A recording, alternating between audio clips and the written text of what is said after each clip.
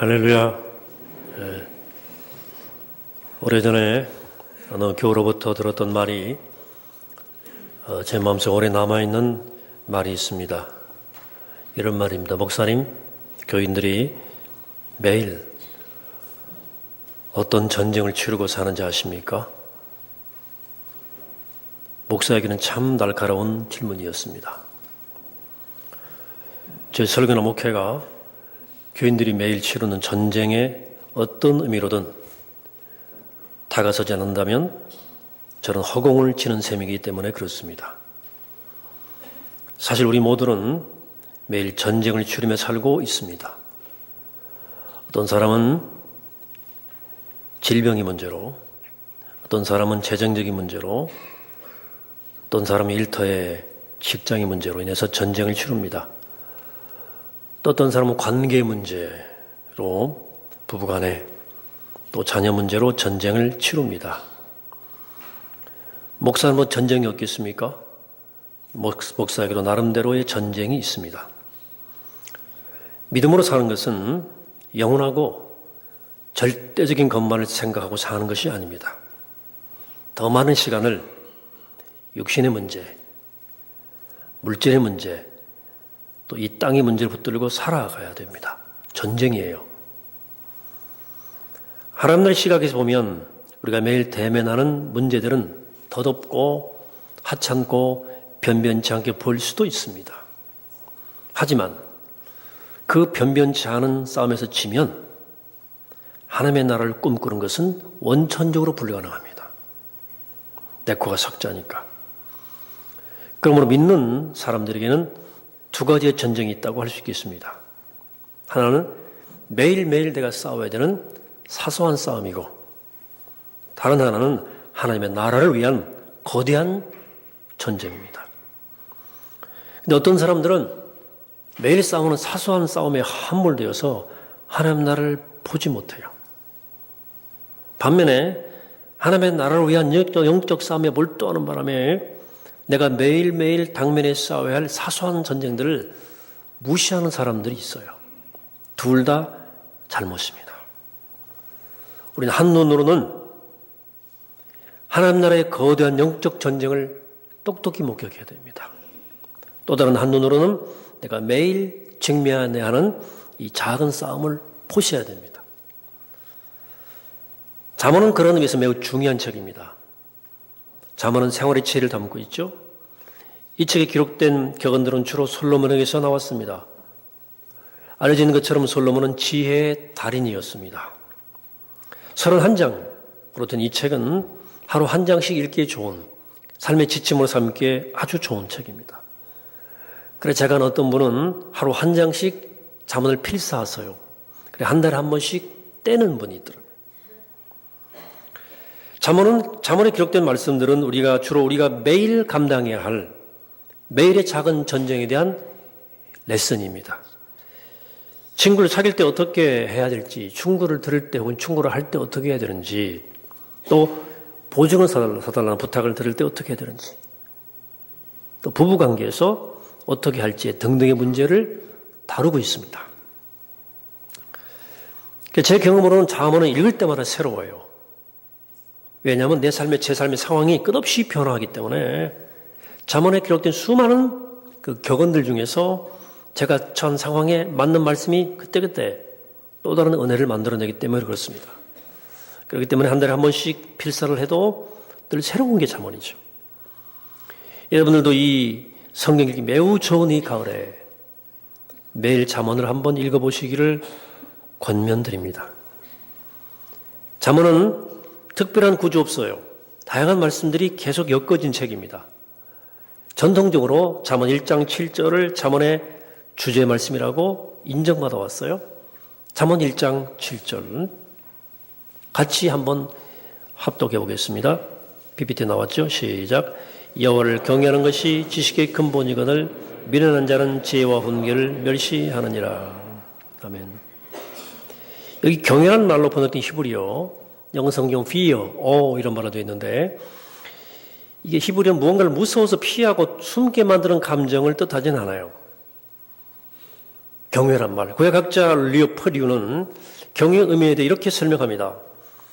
잠언에서 주님을 경외하는 것을 믿는 사람들의 태도를, 잠언에서 주님을 경외하는 것은 믿는 사람의 태도를 말하는 단어로서 하나님이 생명의 창조주이시며 주관자이시고 모든 지혜의 원천이요 지혜를 주시는 분임을 고백하는 태도를 말한다고 했어요. 인간이 알아야 할 지식 가운데 기초가 되는 것은 하나님이 누구신지를 알고 인정하고 트러스트, 신뢰하는 거예요. 모든 것의 근원이신 하나님을 알아야만 그분이 창조한 세상에 대해서도 제대로 알 수 있기 때문입니다. 그래서 하나님을 배제한 채 얻은 지식은 불완전하고 모순되고 심지어 결국 무너지고 마는 거예요. 비슷한 말씀이 잠언 9장 10절에도 나오죠. 이것도 역시 합독해 보십시다. 시작. 여호와를 경외하는 것이 지혜의 근본이요 거룩한 자를 아는 것이 명철이니라. 자, 여기 지혜란 말 주목하시기 바랍니다. 지식은 상황과 관계없이 맥락과 관계없이 습득할 수 있는 것을 말하지만 지혜는 반드시 이 맥락과 상황과 연결되어 있습니다. 여기에 적절하게 대처하는 지식을 지혜라고 말하는 거예요. 초등학교 문턱도 못 넘으신 저희 할머님은 지식은 부족했지만 지혜는 뛰어나셨어요. 그래서 저한테 그러셨어요. 목사가 되는 날, 순종 목사야, 네가 어디 가든 몇 사람 모이든 거기에 너보다 훌륭한 사람이 있다 그랬어요. 설교는 내가 들어보니까 한 번 웃기고 한 번 울리니까 좋더라. 이러더라고. 몸으로 습득한 지식, 지혜죠. 반면에 석박사 학위를 가진 분들 가운데는 지식은 많은데 세상 물정에 너무 모르는 분들이 많아요. 지식도 중요하지만 지혜는 더 중요한 거예요. 매일 전쟁을 치르면서 바른 선택을 하기 위해서는 지혜가 필요하고 그 지혜는 하나님을 인정하고 신뢰하는 마음의 그 근본이 있는 거예요. 그래서 지혜의 근본은 하나님을 아는 것이라 그랬어요. 그래서 잠언 3장 5절 이하는 이렇게 또 우리에게 말씀해 주고 있습니다. 너는 마음을 다하여 여호와를 신뢰하고 내 명철을 의지하지 말라. 너는 범사의 그를 인정하라. 그리하면 네 길을 지도하으리라. 스스로 지혜롭게 여기지 말지어다. 여호와를 경외하며 악을 떠날지어다. 이것이 네 몸에 양약이 되어 네 골수를 윤택하게 하리라. 자, 하나님을 진실로 경외하는 사람은 겸손에 도달합니다. 그리고 하나님을 무시하고 불신하는 사람은 교만에 도달합니다. 결국 겸손한 사람이 지혜로운 사람이고 교만한 사람이 어리석은 사람이라고 잠언은 말하는 거예요. 이 세상의 생각과 얼마나 다릅니까? 세상은 겸손한 사람을 사실은 어리석게 여겨요. 교만한 사람을 지혜롭다고 여깁니다. 근데 무조건 자신을 깎아내리는 태도를 겸손이라고 오해하는 사람들이 있는데 그건 잘못된 생각입니다. 자신을 정도 이상으로 여기는 것이 교만이고 정도 이상 깎아내리는 것은 비하입니다. 그건 겸손이 아닙니다. 겸손은 정도 이상도 아니고 정도 이하도 아닌 딱 나의 실체에 맞는 정도만을 알고 행동하는 것이 겸손입니다. 겸손은 영적 균형이에요. 내가 어떤 존재인지를 제대로 아는 것이 겸손의 시작점이에요. 그런데 나에 대해서 바른 평가를 내리기 위해서는 나를 제대로 비춰줄 객관적 거울이 필요해요. 이게 얼굴만 비추는 게 아니라 전신 거울, 아니 존재 전체를 비춰보려면 그 거울은 우리의 존재보다 훨씬 커야 돼요. 근데 우리의 존재보다 더 큰 거울은 하나님밖에 없어요. 그 거울 앞에 서야만 인간은 내가 누군지를 제대로 알 수 있습니다. 하나님의 거울을 떠나면 자신을 과도평가하거나 과소평가하는 사람한테 반드시 빠지게 되어 있습니다. 미국 사람들이 신뢰하는 언론인 가운데 데이비드 브룩스라는 사람이 있어요. 뉴욕타임즈를 비롯한 유명한 매체에 칼럼을 기고하는 그 사람이 재작년에 The Road to Character라고 하는 인각의 품격이라고 하는 책을 출간했습니다. 우리나라 번역되어 있어요. 이 책에서 그는 현대인들이 겸손의 미덕을 잃고 자아도취의 문화에 함몰되는 과정을 추적합니다. 데이비드 브룩스에 따르면 1940년대부터 인간의 죄성을 외면하는 풍조가 책과 매체를 통해서 전파되기 시작했다는 거예요. 그래서 인간의 부정적인 측면을 축소하고 긍정적인 면을 강조하는 경향이 강해졌다. 지금 우리는 그런 경향이 최고조에 달한 시대를 살고 있다는 거예요. 실제 한 여론조사 기관에서 1960년대 고등학생들에게 당신이 매우 중요한 사람입니까? 라는 질문을 던졌는데 그때는 12%만 그렇다 대답했어요. 2007년도에는 무려 80%가 그렇다. 나는 중요하다 생각한다 하고 얘기했어요. 이게 양면이 다 있는데요. 현대인들은 자신에 대한 근거 없는 자신감, 믿음을 가지고 살도록 양육되어 왔다는 거예요. 내가 세상의 주인 중심인 것처럼, 내가 생각한 것이 언제나 옳은 것처럼, 그리고 세상은 나의 행복을 위해서 마땅히 봉사해야 한다. 이렇게 주입되면서 양육되었다는 거예요. 그 자신이 부족함을 인정하기 싫어해요. 그로 인해서 현대인들의 자아상이 택없이 부풀러 있다는 거예요. 현대 와서 하나님이 점점 외면되고 있는 이유도 여기 있다고 분석합니다. 하나님을 대면하면 내가 보이거든요. 나의 부족함, 나의 부정함, 나의 부조리함, 이걸 대면하지 않을 수 없거든요. 그러니까 자신이 자기 몸속에서 뭔가 심각한 병이 진행되고 있다는 사실을 감지하고도 겁이 나서 건강검진 꺼리는 사람도 있지 않습니까? 그런 비슷한 현상이 드러나고 있다는 거죠. 이렇게 현대인들은 자기의 참모습을 외면하고 스스로 만든 왜곡된 자아상을 붙들고 살아간다. 이 현대인들의 불행의 원인이요, 사회적 혼란과 고난의 원인이라고 얘기합니다. 오늘 잠언의 말은 그대로예요. 잠언 16장 18절. 교만은 패망의 선봉이요 거만한 마음은 넘어짐의 앞잡이다. 레이 브룩스는 겸손의 미덕을 회복하는 것이 우리 사회 행복과 안녕을 위해 매우 필요한 일이라고 주장합니다. 자, 그러면 겸손은 무엇일까라고 그가 정의하냐면 이렇게 정의하죠. 겸손은 자신이 모르는 것이 많다고 많이 있다는 사실, 그리고 자신이 안다고 생각하는 것들 중 많은 것들이 왜곡되거나 잘못되었다는 사실을 인정하는 것이다 그랬어요. 나의 오류의 가능성을 인정하는 거라 이거죠. 이것은 하나님의 현존 앞에 설 때만 얻을 수 있는 영적 자격이에요. 우리는 나보다 훨씬 나은 사람 앞에 서봐야 내가 부족하다는 사실을 인정하죠. 저 역시 영적으로 깊어지려 노력하고 내가 꽤 영성이 있다 생각하지만 정말 깊은 영성을 소유한 영적 거인 앞에 서보면 아, 나는 빈 껍데기에 불과하구나 하다는 느낌을 받아요. 그렇다면 하나님 앞에, 그분이 현존 앞에 서면 얼마나 더 그렇게 느끼겠습니까? 이것이 바로 겸손이 시작되는 지점이에요. 나를 알면 겸손해지거든. 어느 한 신실한 그리스도인이 대기업에 입사해서 나름대로 권위 있는 상사로부터 들은 충고가 있어요. 그 충고의 핵심과 결론은 간단했습니다. 불러서 얘기하는 거예요. 야, 너 앞으로 이 사회에서 살아남으려면 겸손의 미덕을 버려라. 너무 얌전하다는 거예요.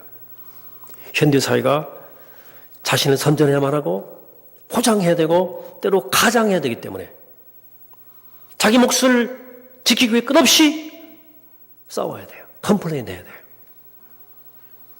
한켠에 묵묵히 겸손을 떨고 있으면 누가 알아줍니까?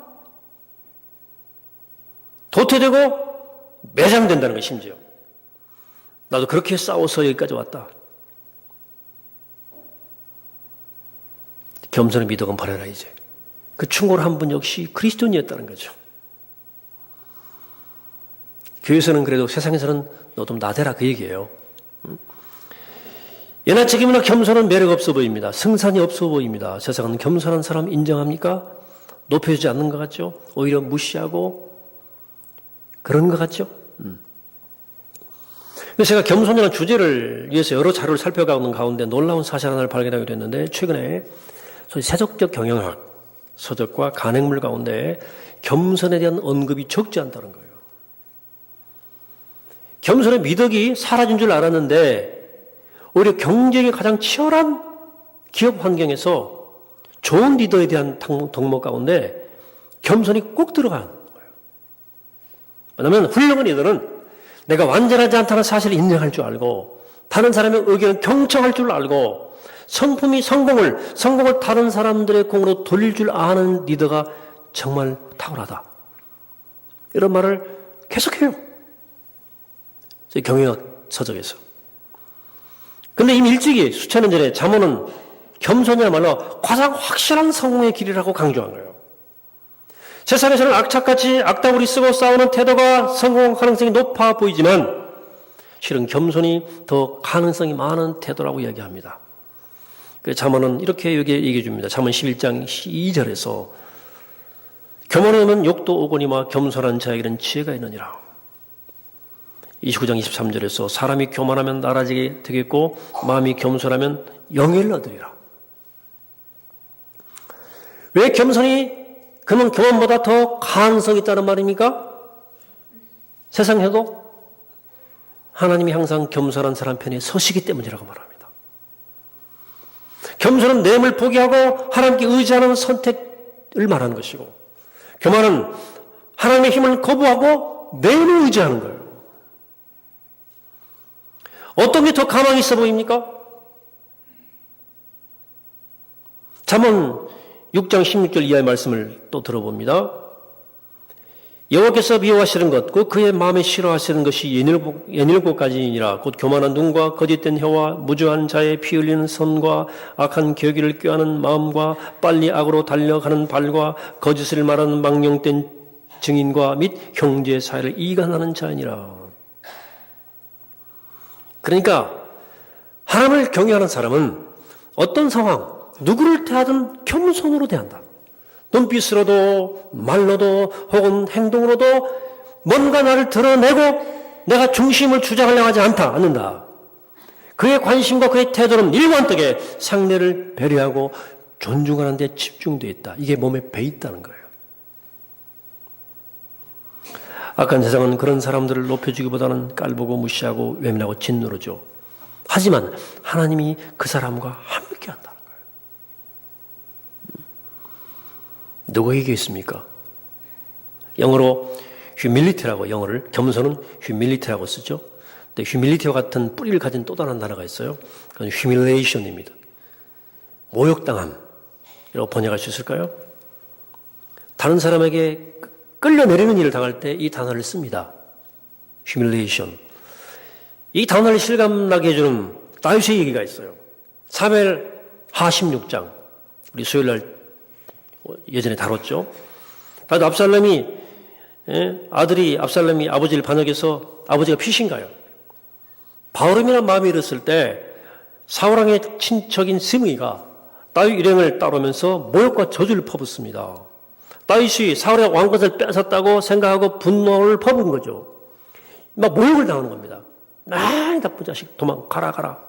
이럴 때 he was humiliated라고 영어는 표현합니다. 모욕당한다. 이렇게 예언을 당할 때 인간적 감정에 따르자면 자네에게 복수하고 싶지 않겠죠? 하지만 성경 우리 거듭말하죠. 아무에게도 악을 나하러 갚지 말아라. 그랬거든. 어떻게 그럴 수 있습니까?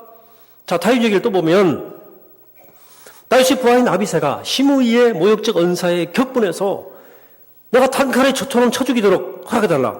내가 갔다 오겠습니다. 그래요. 그때 한 다윗의 말이 기가 막힌 말이에요. 사무엘하 16장 10절 이하에 왕이 이르되 스레의 아들들아 내가 너희와 무슨 상관이 있느냐. 그가 저주하는 것은 여호와께서 그에게 다윗을 저주하라 하심이니 네가 어찌 그리하였느냐 할 자가 누구겠느냐 하고 여호와께서 그에게 명령하신 것이니 그가 저주하게 버려두라. 혹시 여호와께서 나의 원통함을 감찰하시니 오늘 그 저주 때문에 여호와께서 선으로 내게 갚아 주시리라 하고 시므이가 야 얘들아 시므이가 나한테 이렇게 저주하는 것은 하나님이 시킨 거야. 내가 못된 놈이었던가 봐. 내버려둬. 저주하게. 혹시 주님이 나의 이 비참한 모습을 보시고 불쌍히 여겨서 나중에 오늘 시므이가 한 저주 대신에 오히려 나한테 좋은 것으로 갚아주실지 누가 아냐겠냐. 내버려둬라. 나는 요거보다 싼 놈이야. 이런 뜻이에요. 하나님을 진정으로 믿는다면 이 정도는 돼야 하지 않을까요? 하나님을 경외하고 그 마음으로 만나는 모든 사람에게 겸손할 뿐만 아니라 누군가를 심하게 모욕할 때조차도 하나님께 맡기고 좀 잠잠할 수 있어야 하지 않을까? 네가 그래? 나도 기를 쓰고 힘은 힘을 다해서 보복하려 들지 말고 하나님께서 그분의 방법으로 해결하시도록 맡길 수 있어야 하지 않겠습니까? 미용을 하는 분 한 그리스도 이야기를 제가 글로 본 적이 있어요. 어느 날 이분에게 젊은 부인이 들어와서 머리 손질을 부탁을 했어요. 알고 보니까 미장원 옆에 학원이 있었는데 딸아이를 그 학원에 데려다 놓고 잠시 기다리는 동안에 머리 손질을 하기 위해 온 거예요. 근데 문제는 이 머리 손질을 한 지 얼마 안 돼서 그 딸이 퉁퉁 불어서 미장원으로 들어오는 거예요. 그 엄마가 딸한테 역정을 내면서 묻죠. 아니 너 끝나려면 아직 멀었는데 벌써 왔어? 아 싫어 나 학원 안 가. 왜? 뭐 때문에? 선생님 마음에 안 들어. 그 이후에 엄마가 하는 이야기를 보면 전에도 그런 일이 꽤 있었어요. 학원 데려가는 학원마다 이러저런 핑계를 대면서 안 다니겠다고 고집을 부리는 거 이야기가.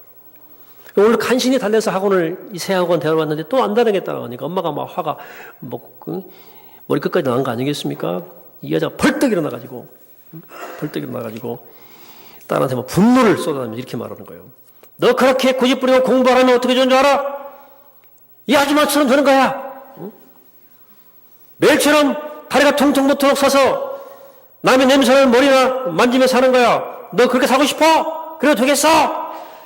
그러고 막 썰어놓고는 딸을 데리고 바람처럼 사라지는 거예요. 난데없는 날벼락 맞은 이분이 멘붕이 온 거죠. 웃을 수도 없고 울 수도 없고 어떻게 하루를 보내는지 모르겠어요. 이런 것을 인격살인이라고 말합니다. 일 다 마치고 제 앞에 차가 왔는데 차에서 못 내리겠어요. 차 안에 앉아서 한참을 울고 통곡합니다. 하나님을 막 멱살제하고 싶은 거야. 이게 뭐냐고. 나 열심히 살려고 노력하는데 이럴 수 있냐고 하나님. 울다가 지치고 그 밤을 새우고 꼴딱 세우고 다음날 그리고 그 다음날 굳게 마음을 다잡고 일을 했어요. 어떻게 그 마음이 쉽게 사라지겠습니까? 그 상처가 어떻게 쉽게 치유되겠어요? 이 아줌마처럼 대놓 그러면 대놓고 말하는 거예요. 이렇게 며칠 지난 다음에 그 여인이 근데 문제는 며칠 지난 다음에 그 여인이 산발하고 미장원에 나타나는 거예요. 정신이 반 나간 것 같아 이 여자가. 들어오자마자 눈물 콧물 쏟는 거예요. 그러면서 머리를 막 디미면서 말하는 거예요. 내 머리 마음대로 하세요. 제 머리를 뽑든지 밀든지 아줌마 마음대로 하세요. 제가 정신을 잃고 해서는 안 될 말을 했어요. 저한테 제발 벌을 주세요. 아주머니 마음대로 하셔서 제발 저를 살려주세요. 이러더래요.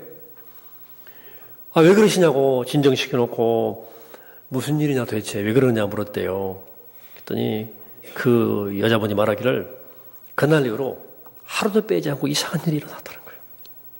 새로 뽑은 비싼 자동차를 딸애가 갖고 나가서 바로 바꿔버린 거예요. 친정엄마가 허리가 넘어져 허리를 부러지지 않나. 전에 없던 일이 연달아 일어났다는 거예요. 처음에는 내가 우연이다 싶었대요. 이 거듭일이 터지니까 자기 잘못이 생각나더라마. 내가 얼마나 큰 죄를 지었는지가 깨달아지더래요. 내가 그 일 때문에 하나님께 벌 받는다 생각하고 사죄하기 왔다는 거예요. 근데 문제는 그렇게 이런 얘기인데요. 그러니까 이 얘기 이제 앞에 장면을 기억하시지 않습니까? 우리가 얼마나 생각 없이 말하고 행동하는지를 우리가 깨닫게 만들어주죠. 여러분 생각 없이 내뱉은 말이 어떤 사람에게는 영원히 지울 수 없는 상처를 만들어줍니다. 이런 몸에 난 상처는 쉽게 아물지만 마음에 난 상처는 아물지 않습니다. 때론 영원히 가요. 목숨을 위해야 하는 살인도 끔찍한 죄이지만 인격적 살인은 그보다 더한 죄라는 사실을 알아야 됩니다. 혹시 이장원에 난리친 그분도 교회 다니는 분이 아닌지 생각하면 좀 두렵죠. 때로는 교회 안에서 그런 날카로운 말이 오고 가는 경우도 있습니다. 하나님이 살아계셔서 그 말을 들으실 텐데 어떻게 믿는 사람이 저렇게 말할 수 있을까 할 때도 있습니다. 여러분, 한 사람 마음에 상처를 내는 것은 곧 하나님 마음에 상처를 내는 겁니다. 특별히 나보다 약한 사람에게 주는 모욕과 상처는 하나님을 진노하게 만듭니다. 여러분, 잠언 한 구절을 보세요. 잠언 14장 31절. 가난한 사람을 학대하는 자는 그를 지으신 이를 멸시하는 자요. 궁핍한 사람을 불쌍히 여기는 자는 주를 공경하는 자니라. 여러분 꼭 기억하셔야 됩니다. 성경은 일관되게 말합니다. 하나님은 연약한 사람, 못 배운 사람, 가난한 사람, 밀려난 사람, 뒤처진 사람, 내세울 것 없는 사람 편에 서신다. 하나님의 당파성이에요. 하나님은 교만한 자를 낮추시고 낮은 자를 높이신다. 그렇게 말씀하십니다. 사랑하는 성도 여러분, 이 말씀 앞에 우리 모두 마음 깊이 다짐하게 되기를 바랍니다. 주님의 도움이 필요하죠. 어떻게? 하나님, 내가 어떤 경우에도 하나님 잊지 않도록 도와주세요. 어떤 말 할 때도 하나님이 살아계시고 보시고 듣고 행동하시는 사실을 내가 기억하게 살도록 도와주세요. 기도하셔야 됩니다. 나에게 붙여지는 모든 사람에게 언제나 겸손하게 말하고 행동하도록 나를 도와주시고 그 겸손의 태도가 내 삶에 장착될 수 있도록 도와달라 기도하셔야 됩니다. 교회에서뿐만 아니라 가정에서 혹은 직장에서 만나는 모든 사람들이 그렇게 하기를 소망하시고 다짐하시길 바랍니다. 그러기 위해서 다윗이 기도에 늘 기도했던 것처럼 우리 입술에 파수꾼을 세워야 돼요. 파수꾼을. 한마디도 허투루 나가지 않도록 늘 조심해야 됩니다. 특별히 분노와 억울함이 치밀어올 때 더욱 그렇게 해야 됩니다. 살다 보면 다윗처럼 혹은 그 여인처럼 교우처럼 숨 막힐 정도로 억울하고 죽고 싶을 정도로 비참한 모욕을 당할 때도 있습니다. 그런 사람을 얽히지 않으면 좋겠지만 인생을 살면서 그런 사람 몇 사람 만나는 것은 피할 수 없는 우리의 운명입니다. 그럴 때 하나님이 계시다는 사실을 꼭 기억해야 됩니다. 여러분 자신에 나서서 심판을 하지 마세요. 하나님께 맡기고 기다릴 수 있어야 됩니다. 하나님은 언제나 아까 그 교회에게 하신 것은 즉각적으로 징벌하는 하나님은 아니에요. 하지만 하나님은 결국은 바로잡아 주셔요. 하나님께서. 시간이 걸려도. 그래 잠언 12장 16절 우리에게 이렇게 권면합니다. 미련한 자는 당장 분노를 나타내거니와 슬기로운 자는 수욕을 참느니라. 이 죄가 어디서 와요? 하나님께로부터 오는 거예요. 하나님이 살아계시니까. 사랑하는 여러분, 오늘 잠언이 우리에게 주는 생명의 진리가 있어요. 이건 생명이라는 지혜입니다. 두 가지입니다. 하나님께 대한 경외심, 이웃에 대한 겸손함이에요. 부디 우리 모두 매일매일 크고 작은 전쟁을 치러 갈 텐데 이 두 가지의 미덕을 꼭 붙드십시오. 뭐예요? 하나님에 대한 경외심, 하나는 이웃에 대한 이웃 사람에 대한 겸손함. 이걸 가지고 살면 여러분들은 백전백승할 겁니다. 오늘 영적 미덕을 간직하심으로 너무나 승리하는 삶을 살아가시는 복된 여러분 되시기를 주님으로 간절히 축원합니다. 하시겠습니다. 성부, 성자, 성령, 삼위의 하나님, 오늘 우리가 주 앞에 머물러 앉았습니다. 이 시간 제 눈을 활짝 뜨게 하소서. 내 앞에 계신 주님을 목격하게 하시고 그 주님의 거울 앞에 나를 비춰보면서 참 내 모습에 눈뜨게 하여 주옵소서. 그래 매일매일의 전쟁터에서 우리 마음이 완악하지 않도록 붙잡아 주시고 누구에게나 겸손하게 하고 겸손하게 하게 하시고 우리의 눈빛과 우리의 말과 행실을 통해서 이웃 아픔을 치유하는 믿음의 도구로 쓰임받도록 축복하여 주옵소서. 우리의 생명이신 예수 그리스도의 이름으로 간절히 기도하옵나이다. 아멘.